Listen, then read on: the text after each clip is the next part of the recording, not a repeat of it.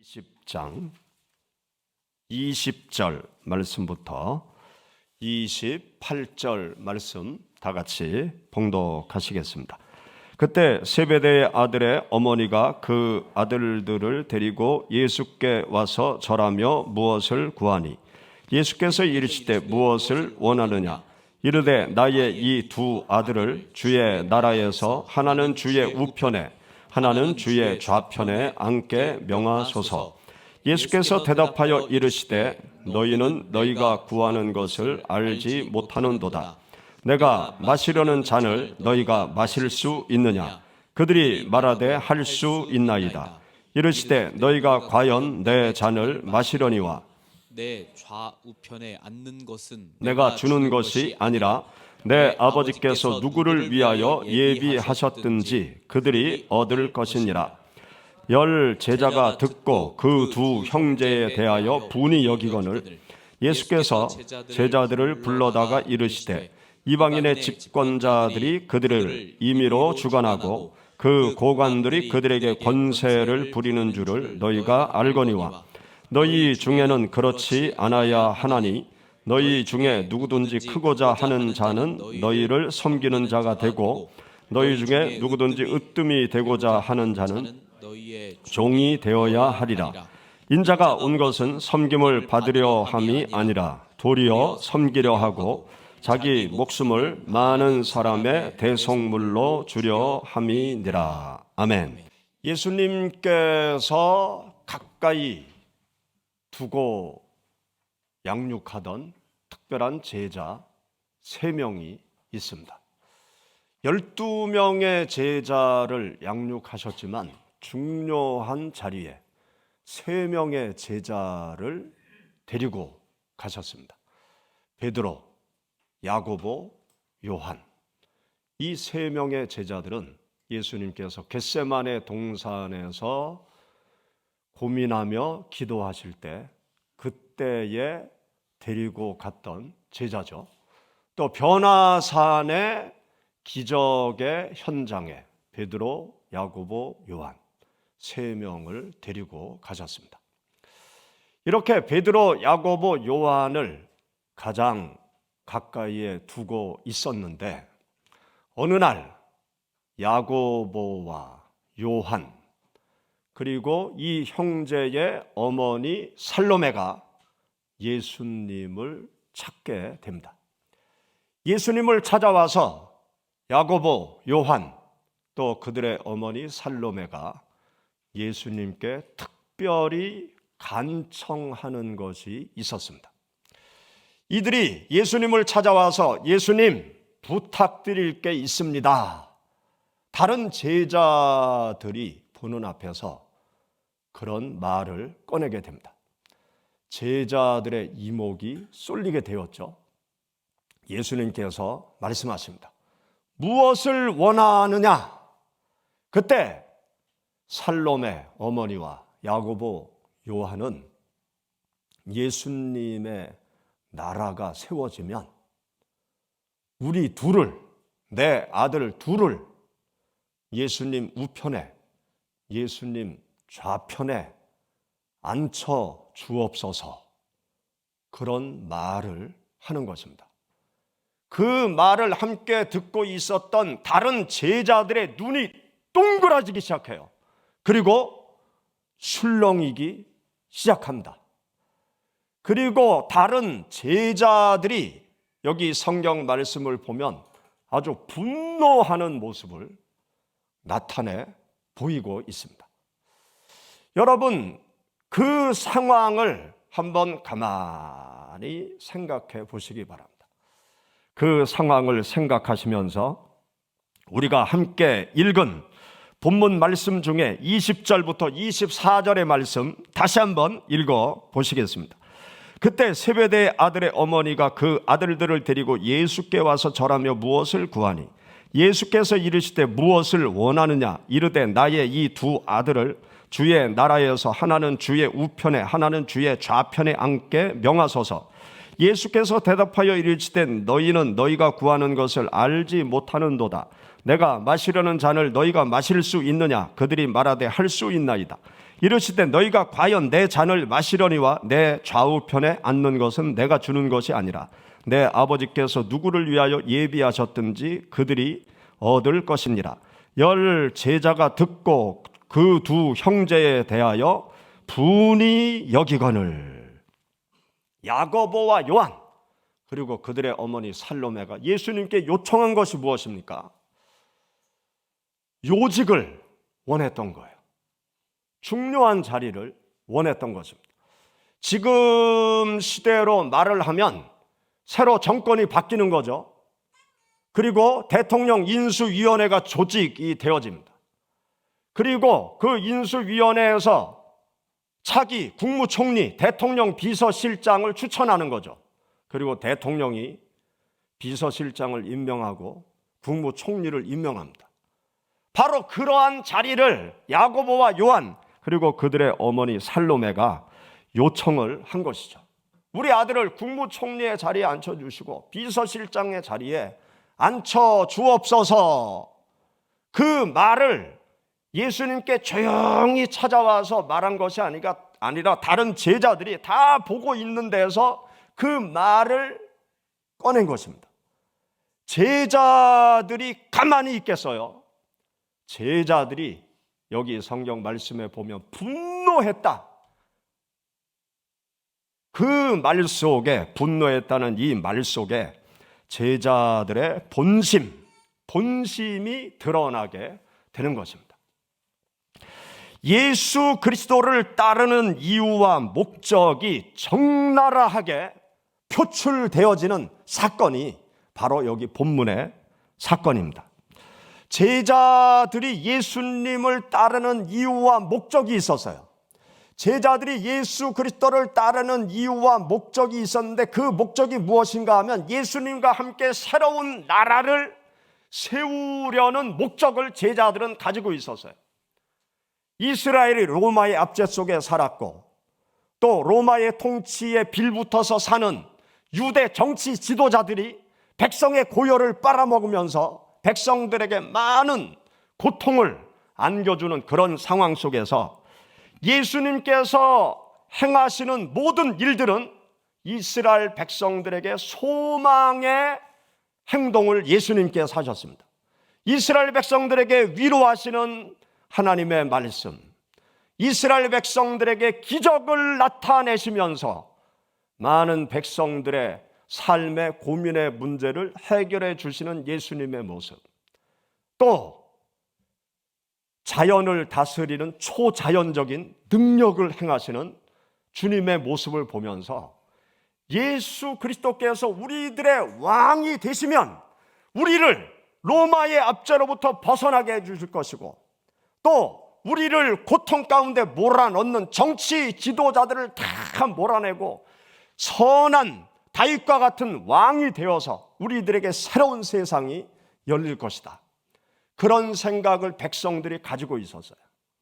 그리고 예수님 가장 가까이에 몰려온 12명의 제자들, 당연히 그러한 세상 나라를 세우기 위해서 예수님과 함께 동행하고 있었던 것입니다.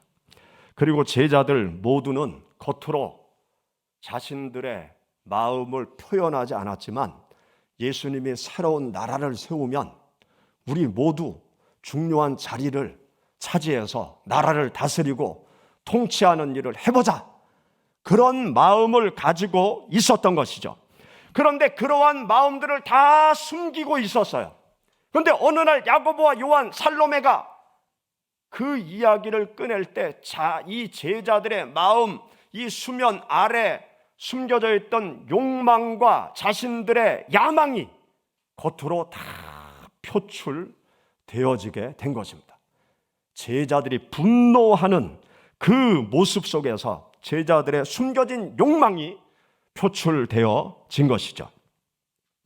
이렇게 청탁하는 야고보와 요한에게 또 분노하는 제자들에게 주님께서 어떤 말씀을 하셨습니까? 여기 우리가 함께 읽은 25절부터 28절의 말씀에 보면 제자들이 생각하는 나라와 전혀 다른 나라에 대해서, 전혀 다른 길에 대해서 예수님께서 말씀을 하십니다. 여러분 25절부터 28절의 말씀 우리 같이 한번 읽어보시죠. 예수께서 제자들을 불러다가 이르시되 이방인의 집권자들이 그들을 임의로 주관하고 그 고관들이 그들에게 권세를 부리는 줄을 너희가 알거니와 너희 중에는 그렇지 않아야 하나니 너희 중에 누구든지 크고자 하는 자는 너희를 섬기는 자가 되고 너희 중에 누구든지 으뜸이 되고자 하는 자는 너희의 종이 되어야 하리라. 인자가 온 것은 섬김을 받으려 함이 아니라 도리어 섬기려 하고 자기 목숨을 많은 사람의 대성물로 주려 함이니라. 여러분, 이 말씀의 사건을 읽으시면서 어떤 생각을 하십니까? 어리석은 제자들의 모습이 보이지 않습니까? 또 답답해하시고 탄식하시는 주님의 모습을 여러분들 본문 말씀에서 읽을 수 있지 않습니까? 예수님께서는 그들을 향해서 말씀을 하시죠. 권세를 부리는 그러한 자리가 너희들이 앉을 자리가 아니다. 세상 권세자들은 그 자리에 앉아서 권세를 부리면서 다스리고 통치하는 일을 하는데 내가 이루는 나라는 그게 아니다. 종이 되는 세상이다. 너희들이 종이 되어야 한다. 내가 섬기기 위해서 세상에 왔고 내 목숨까지 다 내놓으면서 세상 사람들을 섬기기 위해서 내가 왔다. 그렇게 주님께서 말씀을 하셨습니다. 예수님의 제자들은 자신들의 소원, 자신들의 생각, 자신들의 계획을 이루기 위해서 예수 그리스도를 따르고 있었던 것입니다. 그래서 야고보와 요한, 살로메가 예수님께 그러한 요직을 청탁한 것이고 또 다른 제자들은 분노하는 모습을 보였던 것이죠. 이러한 제자들의 모습을 보면서 우리들의 모습을 한번 우리가 생각을 해야 됩니다. 제자들은 그러한 동기와 목적을 가지고 예수님을 찾았고 예수님을 따랐고 예수님께 부탁을 드렸는데 나는 예수 그리스도를 믿고 따라오면서 또 지금 예수님을 믿는 신앙의 길을 걸어가면서 나는 어떤 계획, 어떤 목적, 어떤 의도, 어떤 욕망을 가지고 지금 예수 그리스도를 따르고 있는 것인가 한번 생각해 보시기 바랍니다. 여러분들은 예수님을 왜 찾으십니까? 여러분들이 예수님께 지금까지 많은 기도를 드려오셨어요. 그리고 또 많은 기도를 드리고 계세요. 그리고 앞으로도 평생 하나님께 나와서 하나님께 이러저러한 부탁드리는 기도를 여러분들이 하실 것입니다. 여러분들이 하나님을 찾고 하나님께 기도하는 그 마음의 깊은 곳에 무엇이 자리 잡고 있습니까? 하나님, 나의 소원을 이루어 주세요. 나의 계획을 잘 추진되도록, 나의 계획이 잘 추진되도록 도와주세요. 하나님, 나를 축복해 주세요. 그렇게 여러분들이 하나님 앞에 요청하고 있는 그 기도, 그것이 과연 올바른 것일까요? 문제일까요? 한번 생각해 보시기 바랍니다. 우리가 세상을 살아가면서 내 인생은 내 것이다. 나를 위해서 열심히 살자. 그리고 하나님 앞에 하나님, 저의 삶을 축복해 달라고 우리가 기도를 하죠. 그러한 모습이 하나님 앞에 과연 옳은 것일까요? 아니면 잘못된 것일까요? 한번 생각해 보시기 바랍니다. 내가 예수 그리스도를 믿고 따르는 근본 이유가 무엇인지, 내가 왜 예수님을 지금도 따르고 있는지, 내가 하나님 앞에 이것저것 해달라고 기도하는 그 본심이 무엇인지 한번 나를 깊이 들여다 보시기를 바랍니다. 우리가 예수 그리스도를 믿고 따르는 근본 이유가 무엇입니까? 구원을 위하여 예수님을 믿고 따르는 거죠. 예수 그리스도를 믿을 때 예수님께서 나의 죄악의 문제를 해결해 주시고 나를 죄와 사망에서 구원해 주시는 분이기 때문에 우리가 예수님을 믿고 있는 거예요. 나의 죄악의 문제를 해결해 줄 그 어떤 종교가 세상에 없는 거예요. 내가 불교를 찾아간들 내 죄와 사망의 문제를 해결할 수 있을까요? 불교에 찾아가면 너 스스로를 구원해라, 그렇게 이야기를 합니다. 나 스스로를 죄와 사망의 자리에서 평생 참선하고 고행하면서 나를 죄악의 굴레에서 벗어나게 할 수 있으면 그곳으로 가셔도 돼요. 그 확신이 있으면 불교를 찾아가도 돼요. 그런데 그 끝이 나를 구원할 수 없다는 생각이 든다고 하면 도대체 어디에 가서 나와 나의 죄와 사망의 문제를 해결할 수 있겠습니까? 무당을 찾아간들 나의 죄악의 문제를 무당이 해결해 줄 수 있을까요? 내가 철학을 공부한다고 해서, 역사를 공부한다고 해서 그 안에서 나의 죄와 사망의 문제를 해결할 열쇠를 찾을 수 있을까요? 나를 죄와 사망의 자리에서 구원해 주실 분은 오직 예수 그리스도밖에 없어요. 예수님께서 2000년 전에 이 세상에 오셔서 우리 모든 인생들의 죄를 다 짊어지시고 십자가 죽음의 길로 걸어가심으로 우리가 죽지 않고 살 수 있는 길을, 형벌을 받지 않고 살 수 있는 길을 예수님께서 우리들에게 열어주신 것입니다. 그렇기 때문에 우리가 예수 그리스도를 믿고 있는 거죠. 예수 그리스도만을 믿고 따르고 있는 거죠. 그러면 구원받은 우리들이 평생 남은 인생 살아갈 때 무엇을 위해서 살아가야 될까요? 예수 그리스도를 믿고 따르는 이유가 무엇일까요? 단순히 구원만을 위해서 우리가 예수님을 믿는다 그러면 죽기 직전에 예수님이 나를 부르셔서 나를 죄와 사망에서 구원하면 되잖아. 십자가 위에 한 회개한 강도와 같이 마지막 순간에 예수님 믿고 천국에 가면 되잖아요. 이 세상 살 때 내 마음 내 뜻대로 내 소원과 내 야망을 이루면서 살다가 마지막에 내가 예수님을 믿습니다 하고 천국 가면 되잖아요. 그런데 왜 하나님이 일찍 어린 시절에, 청년의 시절에, 젊음의 시절에 나를 구원하셨을까요?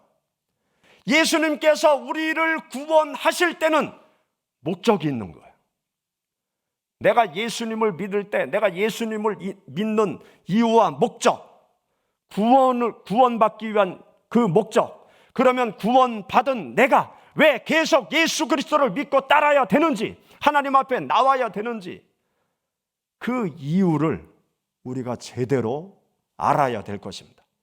성경 말씀을 보면 구원받은 하나님의 백성들이 남은 나의 인생의 삶을 살아갈 때 하나님의 영광을 위해서 살아가라고 우리를 일찍 구원해 주셨다고 말씀하고 있습니다.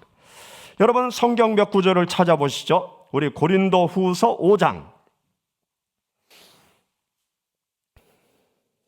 고린도후서 5장 15절 우리 다 같이 읽어 보시겠습니다.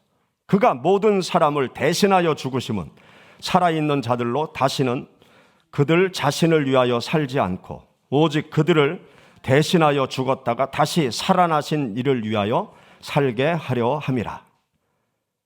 예수님께서 우리를 구원하신 이유가 다시는 나 자신을 위해서 살지 않고 우리를 위해서 죽으셨다가 부활하신 예수님, 그 예수 그리스도를 위해서 살아가도록 하기 위해서 우리를 구원하셨다.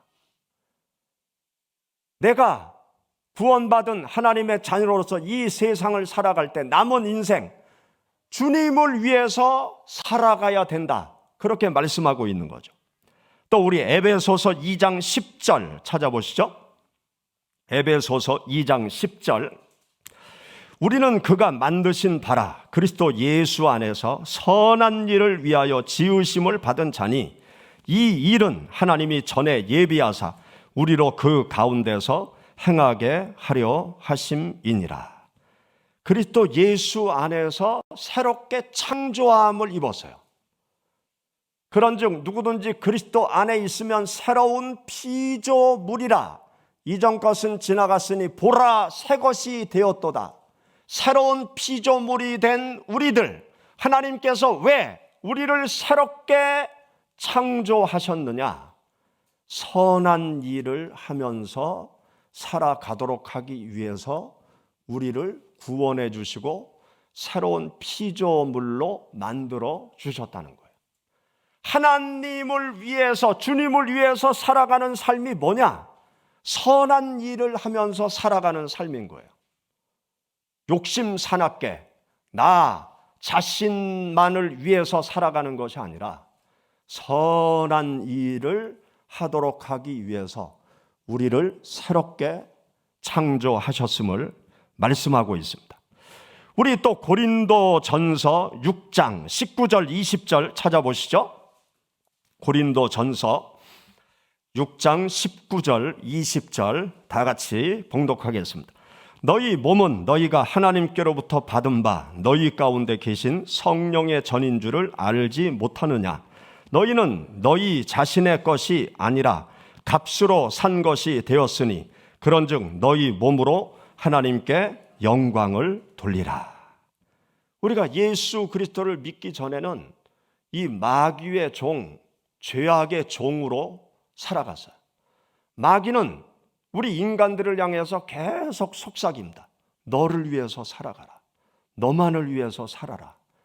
너만을 위한 삶, 너를 위한 삶이 아름답고 가치 있는 거다. 마귀는 계속 속삭여요. 이런 우리들을 예수님께서 이 땅에 오셔서 나만을 위해서 살아가는 이기적인 욕심을 가지고 살아가는 우리들의 죄악을 다 담당하시고 십자가에 못 박혀 죽으심으로 죄의 값을 다 치르셨습니다. 그리고 부활하신 예수님께서 우리들에게 새로운 생명의 길을 열어주셨어요. 예수 그리스도로 말미암아 하나님의 자녀가 된 우리들, 예수 그리스도께서 핏값을 치르고 우리를 마귀의 손아귀에서 건져 주신 그 주님께서 우리들에게 어떤 말씀을 하시는가 하면 너는 내 것이다. 너는 내 것이라고 말씀하고 있어요. 너는 내 것이다. 내 인생은 누구 것이냐? 하나님의 것이다. 내 자식은 누구 거냐? 하나님의 것이다. 내 것이 아니라 하나님의 것이라는 거예요. 내 인생은 하나님의 것, 내 자식은 하나님의 것. 그래서 하나님의 영광을 위해서 내가 살아가야 되고 내 자식도 하나님의 영광을 위한 삶의 길로 가도록 내가 풀어줘야 되는 것입니다. 나를 위해서 살아가는 삶, 나만을 위해서 살아가는 삶, 그것 때문에 지구촌이 아수라장판이 되어져 가는 거예요. 나만을 위해서, 내 가족만을 위해서, 내 국가만을 위해서 얼마나 치열한 싸움을 지구촌에서 하고 있습니까?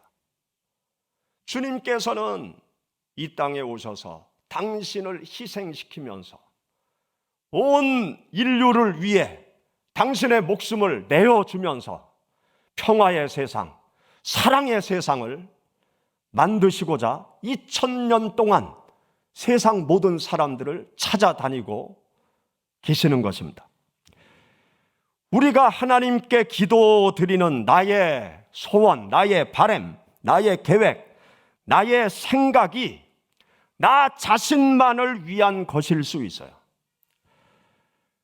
반면에 하나님과 이웃을 위한 기도를 드릴 수 있습니다. 여러분들이 하나님께 부탁을 드렸을 때 어떤 부탁을 주로 드리셨습니까? 나만을 위한 부탁을 드리셨습니까? 아니면 이웃과 하나님을 위한 삶을 위하여 특별히 부탁을 드리며 지금까지 오셨습니까? 우리 예수 그리스도를 믿는 성도들은 나 자신만을 위한 삶이 아닌 하나님과 이웃을 위한 삶의 길을 찾아가야 돼요. 하나님과 이웃을 위한 삶의 길을 걸어가기 위해서 우리는 하나님께 부탁을 드려야 돼요. 저의 힘이 부족하니까 저에게 하나님을 위해서, 이웃을 위해서 살아갈 수 있는 힘을 달라고 우리는 하나님 앞에 기도 드려야 되는 것입니다. 여러분, 구약 성경에 보면 솔로몬이 나오죠. 이 솔로몬은 적어도 왕이 되었을 초창기 하나님 앞에 올바른 사람이었어요. 그가 어린 나이에 왕이 되어서 자신과 백성들을 놓고 가만히 생각해 보니까 자신에게 능력이 너무나 부족한 거예요. 나이도 어리지, 아직 지식도 짧지, 세상 경험도 부족하지, 아버지를 돕던 훌륭한 대신들이 있지만 자신의 능력이 너무나 부족한 것을 느꼈어요. 그래서 솔로몬이 기브온 산당에 가서 1000 번제를 드리죠. 1000 번제를 드리면서 하나님 앞에 특별히 부탁을 드려요. 하나님, 제가 나이가 어립니다. 나라를, 아버지 성군 다윗 왕을 이어서 이 나라를 다스리고 통치하기에 역부족입니다. 하나님, 저를 도와주세요. 백성들을 잘 다스릴 수 있는 지혜를 저에게 주옵소서. 백성들이 원하는 것이 무엇인지 잘 들을 수 있는 그 마음을 하나님 저에게 허락해 주옵소서. 그가 하나님 앞에 간절히 기도를 드리죠. 그 기도를 하나님께서 들으십니다. 그리고 솔로몬에게 말씀하시죠. 내가 세상 부귀와 명예와 권세를 구하지 아니하고 백성을 위한 지혜를 달라고 나에게 기도하니 너의 기도가 내 마음에 흡족하구나. 내가 너에게 지혜를 주겠고 내가 구하지 아니한 부귀와 영화까지 너에게 더하여 주리라. 그래서 솔로몬이 지혜로운 위대한 왕이 되었던 것입니다. 여러분, 열왕기상 말씀을 한번 찾아보시죠. 열왕기상 우리 3절, 열왕기상 3장 4절 5절 같이 봉독하겠습니다. 이에 왕이 제사하러 기브온으로 가니 거기는 산당이 큼이라. 솔로몬이 그 제단에 1000 번제를 드렸더니 기브온에서 밤에 여호와께서 솔로몬의 꿈에 나타나시니라. 하나님이 이르시되 내가 네게 무엇을 줄꼬 너는 구하라. 9절 누가 주의 이 많은 백성을 재판할 수 있사오리까. 듣는 마음을 종에게 주사 주의 백성을 재판하여 선악을 분별하게 하옵소서. 솔로몬이 이것을 구하며 그 말씀이 주의 마음에 든지라. 이에 하나님이 그에게 이르시되 내가 이것을 구하는도다. 자기를 위하여 장수를 구하지 아니하며 부도 구하지 아니하며 자기의 원수의 생명을 멸하기도 구하지 아니하고 오직 송사를 듣고 분별하는 지혜를 구하였으니 내가 네 말대로 하여 네게 지혜롭고 총명한 마음을 주노니 네 앞에서도 너와 같은 자가 없었거니와 네 뒤에도 너와 같은 자가 일어남이 없으리라. 내가 또 내가 구하지 아니한 부귀와 영광도 네게 주노니 네 평생의 왕들 중에 너와 같은 자가 없을 것이라. 할렐루야. 솔로몬의 기도는 하나님의 뜻에 합당한 기도였어요. 솔로몬이 가졌던 소원, 소망, 바램, 그의 생각, 백성을 위한 소망을 하나님께 아뢰었던 것입니다. 우리는 솔로몬과 같은 기도를 드려야 될 것입니다. 솔로몬과 같은 마음의 의도를 가지고 하나님께 나아가는 하나님의 자녀들이 되어야 할 것입니다. 예수님께서 높은 자리를 구하는 제자들에게 어떤 말씀을 하셨습니까? 인자가 온 것은 섬김을 받으려 함이 아니라 도리어 섬기려 하고 자기 목숨을 많은 사람의 대속물로 주려 함이니라. 예수 그리스도께서는 우리들 가운데 찾아오셔서 세상 모든 사람들을 섬기는 길로 가라고 말씀을 하고 계신 것입니다. 나를 중심으로 나만을 위한, 내가 대접받기를 원하는 그러한 삶의 길이 아닌 것이죠. 우리는 나를 중심으로 하는 모든 욕망을 십자가 앞에 내려놓아야 될 것입니다.